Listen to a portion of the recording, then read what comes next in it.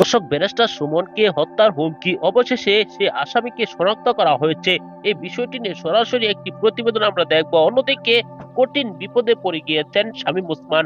শামীম ওসমান কিভাবে বিপদে পড়লেন, এমনকি তিনি কি বলছেন, সেই ভিডিওটি আমরা দেখবো। অবশ্যই ভিডিওটি না টেনে পুরো ভিডিওটি দেখবেন। চ্যানেলে নতুন হলে সাবস্ক্রাইব করে রাখবেন পরবর্তী আপডেট পাওয়ার জন্য। ভিডিওতে এই ভিডিও সম্পর্কে অবশ্যই আপনার মূল্যবান মতামত কমেন্টে জানাবেন। দর্শক, আপনারা সকলেই জানেন কিছুদিন ধরে কিন্তু একটি আলোচিত বিষয় হচ্ছে ব্যারিস্টার সুমনকে কে বা কারা হত্যা করতে চায়, এরকম তথ্য পুলিশকে জানিয়েছিল সেই হত্যাকারীরাই। অবশেষে সে আসামিকে নাকি শনাক্ত করা হয়েছে।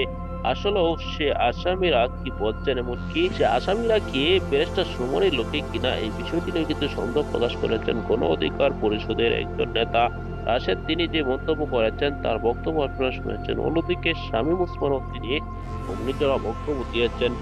তিনি যে হুঙ্কার গলা দিয়েছেন তার বক্তব্য সামাজিক যোগাযোগ মাধ্যমে ভাইরাল হয়ে গিয়েছে। দর্শক, ইতিমধ্যে এই বিষয়টি নিয়ে যে চাঞ্চল্য তৈরি হয়েছে, এসব বিষয় নিয়ে আপনার মূল্যবান মতামত কমেন্টে জানাতে ভুলবেন না।